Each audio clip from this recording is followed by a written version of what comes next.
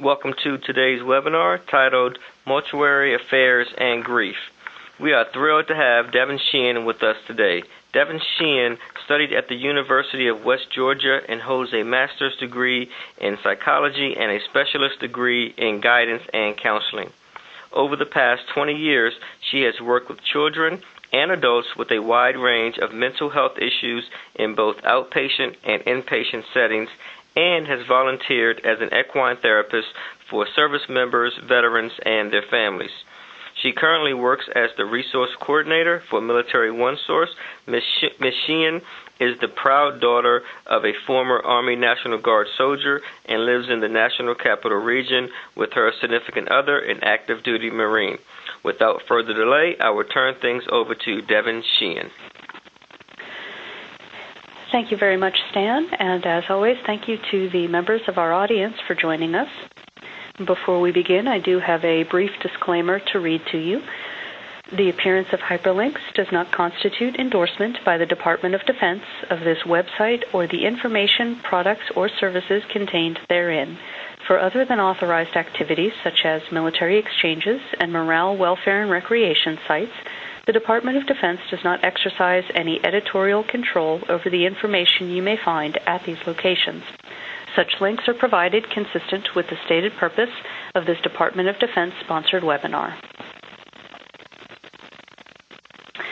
Our objectives today will be to learn about the challenges and positive aspects of working in mortuary affairs, as well as the symptoms of grief, compassion fatigue, and ways to cope with these.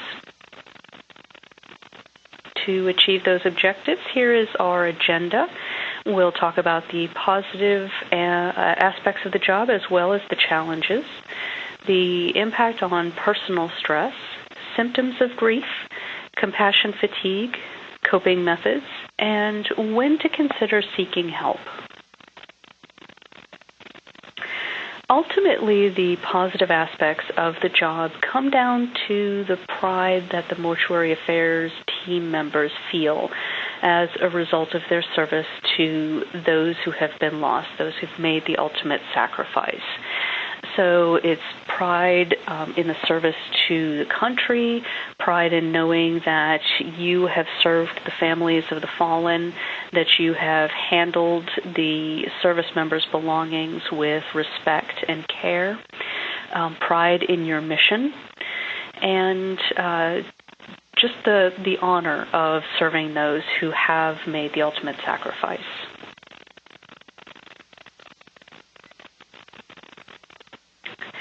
Challenges include lack of closure, particularly for those who are operating downrange, those that are first to handle the remains of service members.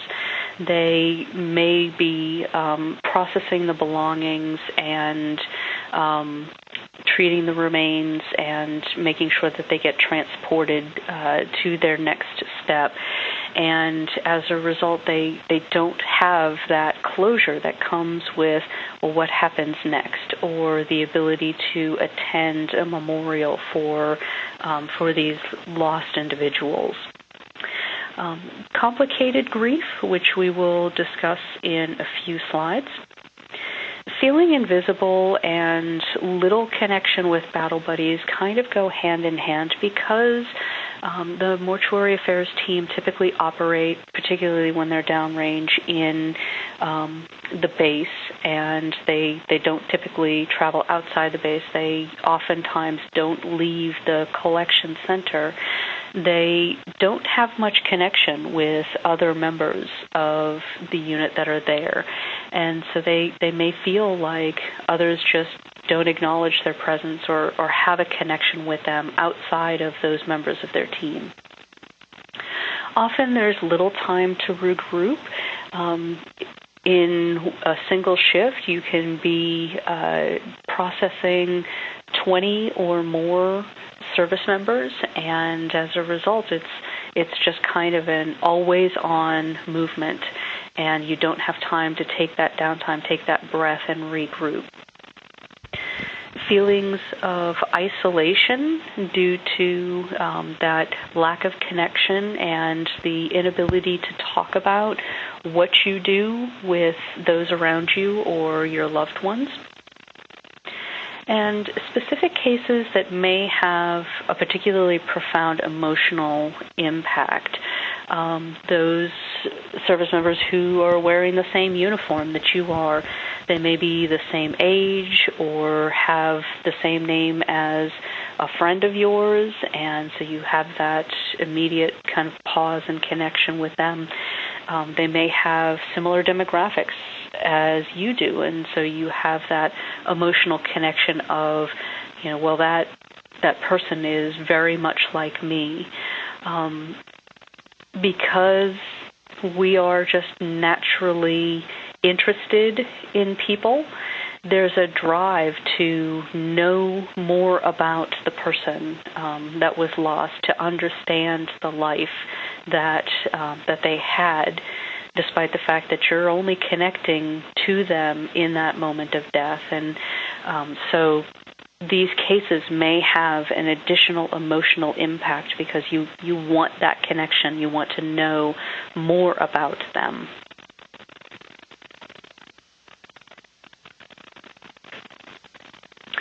Just as the job in mortuary affairs has an impact on your personal life and your work, so too does personal stress have an impact on your job in mortuary affairs. So it's important to be mindful of your stress-related issues that are occurring in your personal life, whether those are financial concerns, there are family concerns, there are issues with your relationship with your spouse or your children or your parents, your loved ones. You're not having that connection. There might be fighting, or just generally you're just not feeling as supported by the relationships as you normally would be. Additional grief issues. Because you have this background now in mortuary affairs, you may become almost the go-to person in your family when somebody dies. The rest of the family is going to look to you and think, well, you can handle this because you do this all the time. So tell us what's going on right now with this loved one that we just lost. And as a result, it might be a struggle for you to be able to grieve your own personal losses. You may not be given that freedom because everybody's looking to you to be that knowledgeable one, to be that rock, and not acknowledging the fact that you've also suffered that loss and you're struggling and wanting to grieve.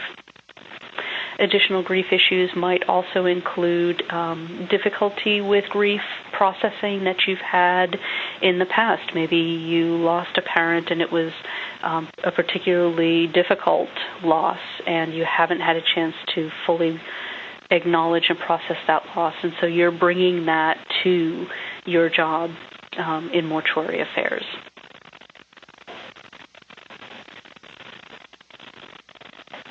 So we'll take a few moments to talk about complicated grief, and we'll look at this from a number of perspectives. Complicated grief is that grief that lasts beyond what is typical. So if you're looking at a loss happening and then you figure over time, over about 6 months, the processing and acceptance and eventual healing would start. After 6 months, and certainly after a year, if the loss is still felt as deeply as when you found out that it happened, if it's impacting your ability to function socially, personally, professionally, if it's just difficult for you to move on, these are some of the symptoms of complicated grief.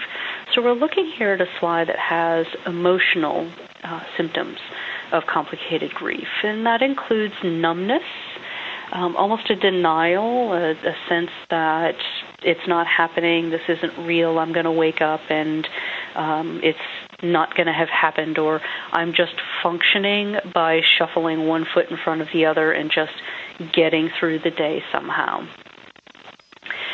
Being angry or feeling helpless about the situation, about the loss, feeling shut down or irritable, or feeling that life is meaningless now that this loss has happened, or this series of losses have happened.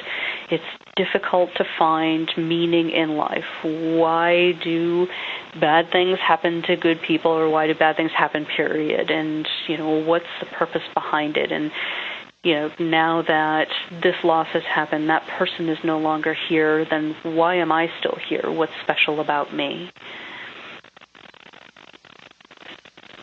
Okay. Next, we have some physical symptoms of complicated grief, and many of these fall into the typical symptoms that we would see just with grieving in general.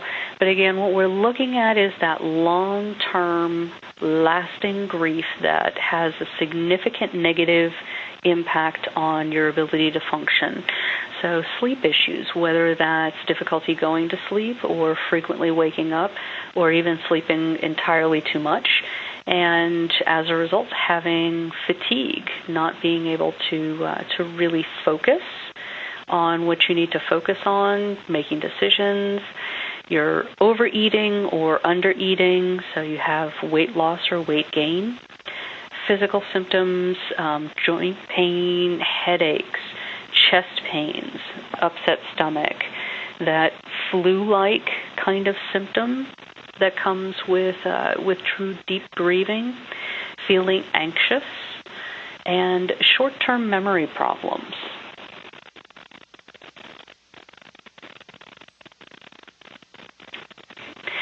And now we have the behavioral symptoms of complicated grief.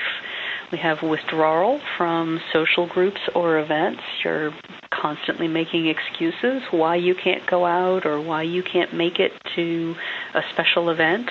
You don't spend time with your friends or with your family as much as you used to. You prefer to be isolated. Addictive or reckless behavior, drug use, alcohol use, gambling, any of those addictive behaviors or reckless behaviors such as driving too fast or engaging in other dangerous behaviors. And finally, avoidance of certain places and people, those places or people that remind you of the loss.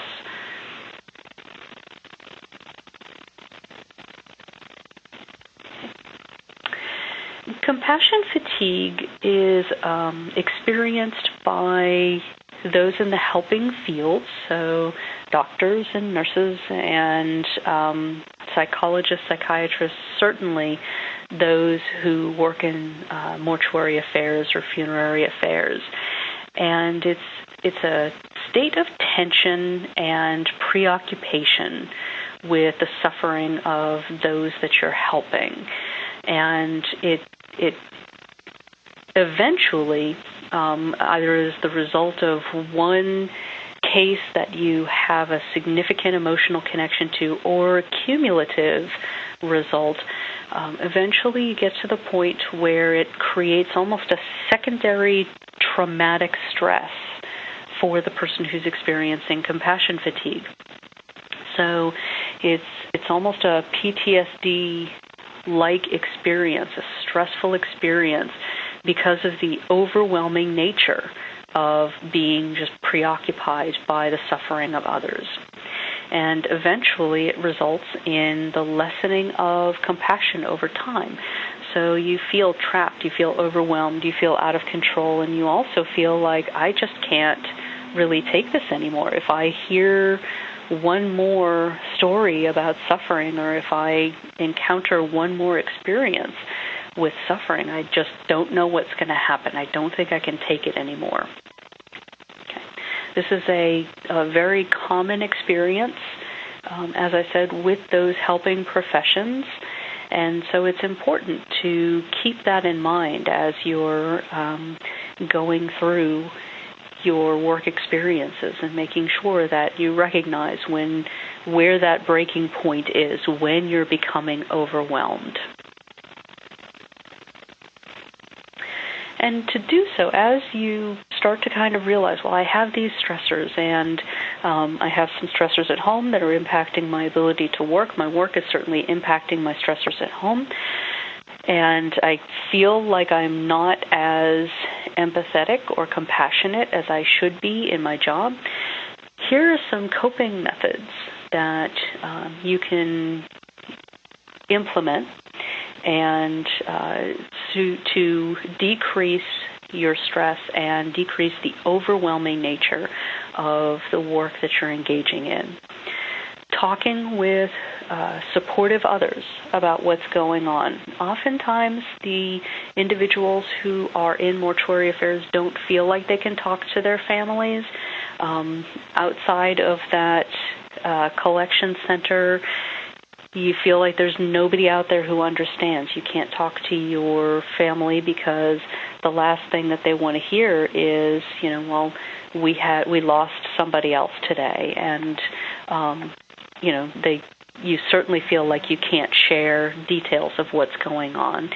And so it's important to find those supportive others, whether those are other members of your team, whether those are your chaplain or your chaplain's assistant, whether you have a leader there in your unit who steps up and comes to you at the end of the day and says, hey, let's sit down, let's talk about how your day was, let me hear what's going on with you. Somebody who's checking in and making sure that you're doing okay. So develop that support system, whether they're colleagues, whether they're family and friends, and accept that support. Recognize that not everything needs to be done by you and by you alone, that there are groups out there that you can use for support. Even if your family is not your primary support, they can certainly be there for you for other issues. Practice self-care, and this is where it's important to monitor yourself for those emotional and behavioral and physical symptoms of grief and try to counteract them with a work-life balance, with exercise, making sure that you're getting the proper nutrition, you're eating a balanced diet, you're practicing some form of relaxation, whatever that means to you, whether that's meditation or listening to music or working out or running or any other hobby that you find relaxation in. Make sure that you're giving yourself some downtime, that you're allowing yourself to take that breath to regroup. Even in that high up-tempo moment, just take that step back and allow yourself to have that downtime moment.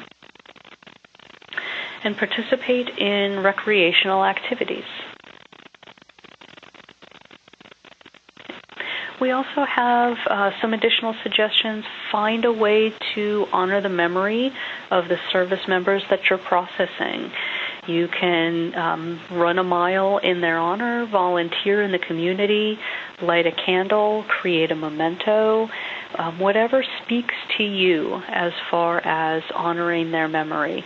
If that means going in and reaching out to the members of the unit and talking to the members of their unit, hey, let's talk about this loss, and I'd like to hear more stories about that person. Tell me more about them. Tell me how they impacted you. And that's a supportive thing not only for you, but it's also supportive for the members of the unit who have lost this individual. It gives them that opening to be able to talk to somebody about the person that they were connected to and to share funny stories or poignant stories.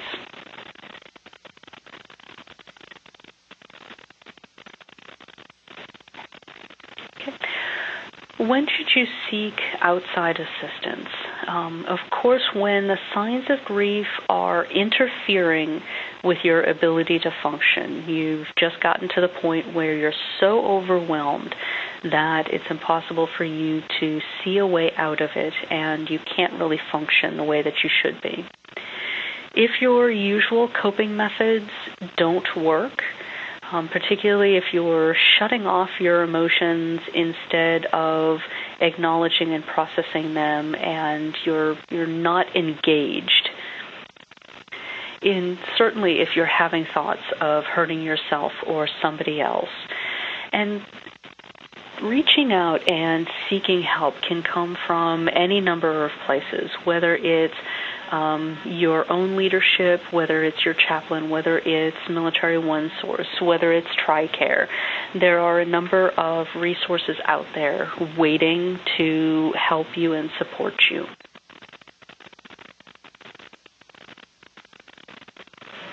Okay, and just to summarize, while there are many positive aspects of mortuary affairs, there are also many challenges. These challenges include lack of closure, feelings of isolation, and complicated grief. Coping methods can include developing a support system and practicing self-care. And don't be afraid to seek help if grief symptoms persist and your usual coping mechanisms don't work. Okay. Stan, are there any questions from our audience today? We do. The first question reads, I'm talking to a recruiter right now about enlisting, and I want to go into mortuary affairs. How do I know if I'm able to handle it? Okay. So something clearly is drawing you to mortuary affairs as your occupational specialty. So the first step is acknowledging, well, what is it? What is it about me that is drawing me in this direction?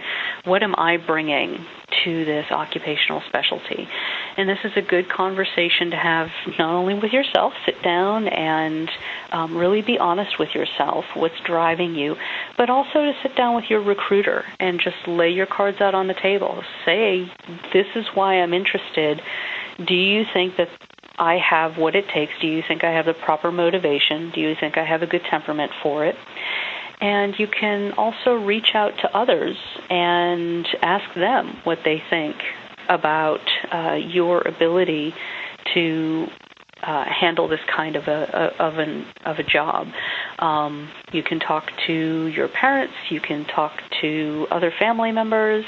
You can talk to your religious leaders if you have them, and just kind of get a sense of how people feel you would be able to handle it, whether they feel like it's something that you might be too overwhelmed by and maybe you would be better served doing something else, or if they feel like, this is absolutely a great fit for you. So first, be honest with yourself and honest about your motivations. Involve your recruiter in the decision making, and then reach out to those around you. And it may also include talking to others who are already doing this occupational specialty.